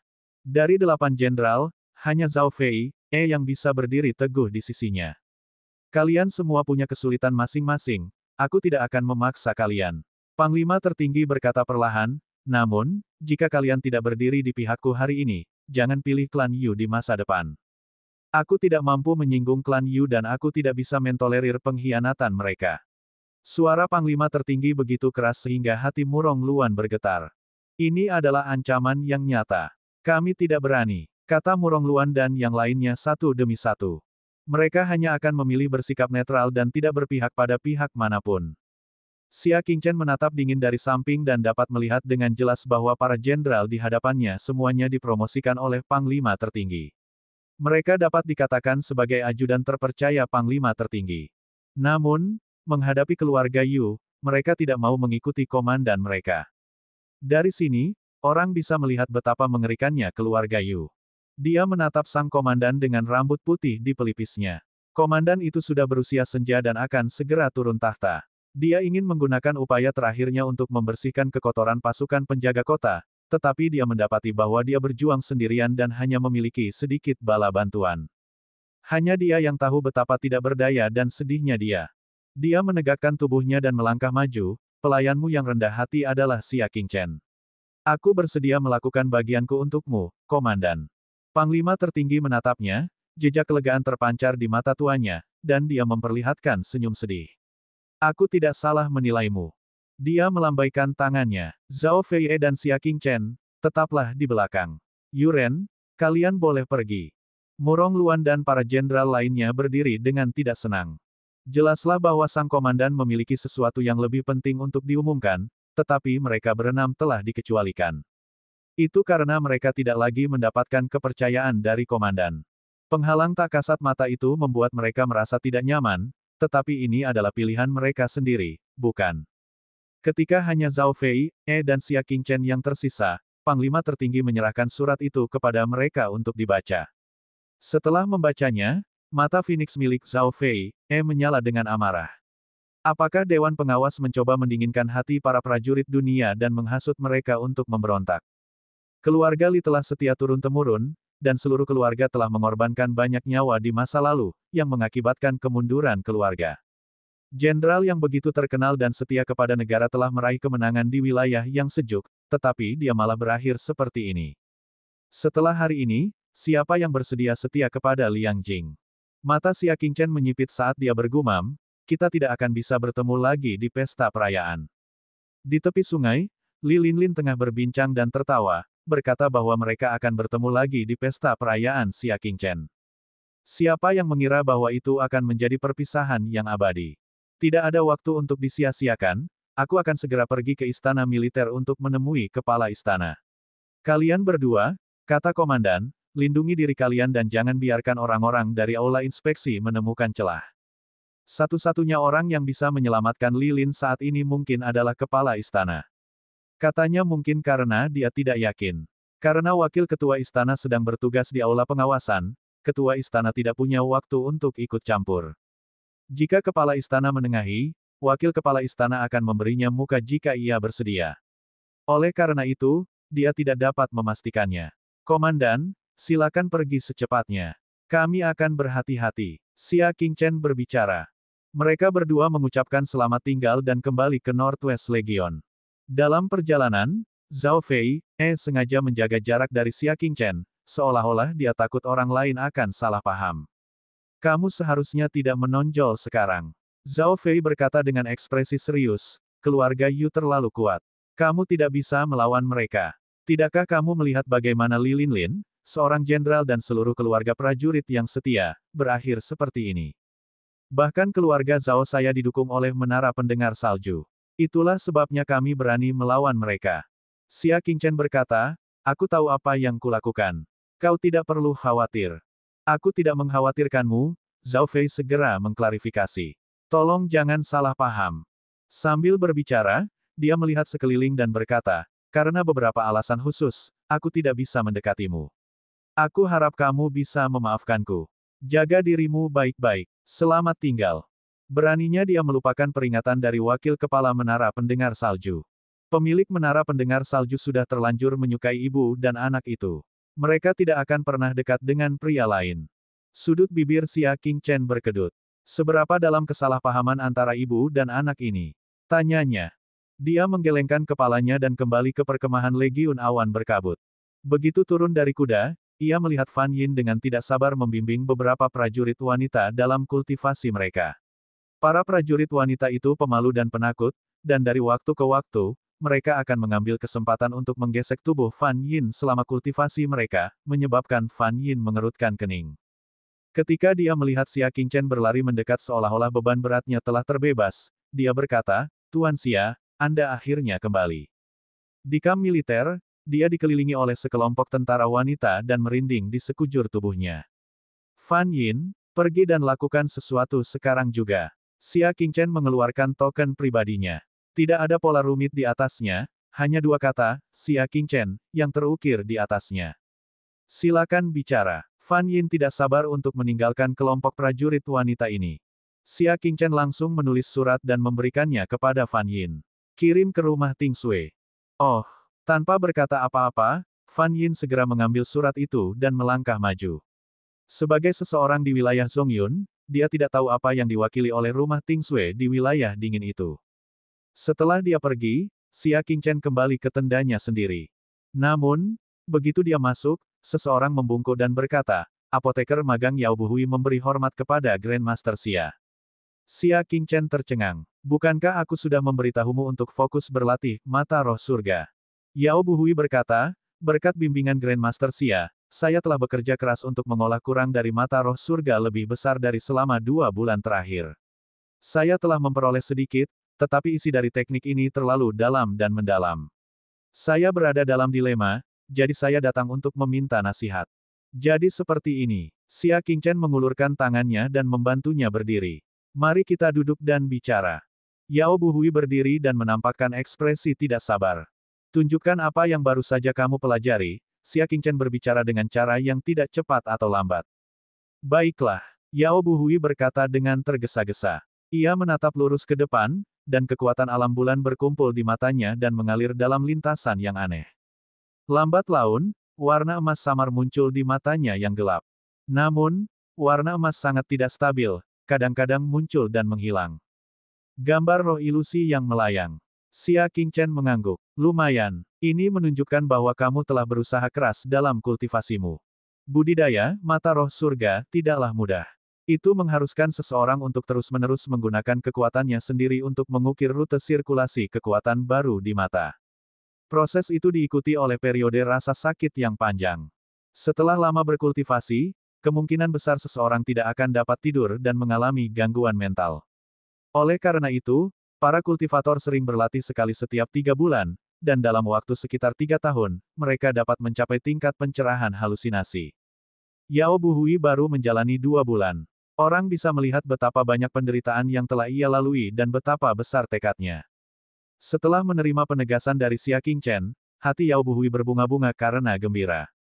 Bagaimana mungkin aku bisa bermalas-malasan dengan bimbingan Grandmaster Xia? Hanya saja junior ini tidak bisa membuat kemajuan lebih jauh, jadi aku ingin meminta senior untuk memberiku beberapa petunjuk. Setidaknya selama 10 hari, ia tetap pada level aslinya tanpa kemajuan apapun. Xia Qingchen tidak bisa menahan tawa. Apakah Raja Pengobatan tidak tahu logika membangun kereta di balik pintu tertutup?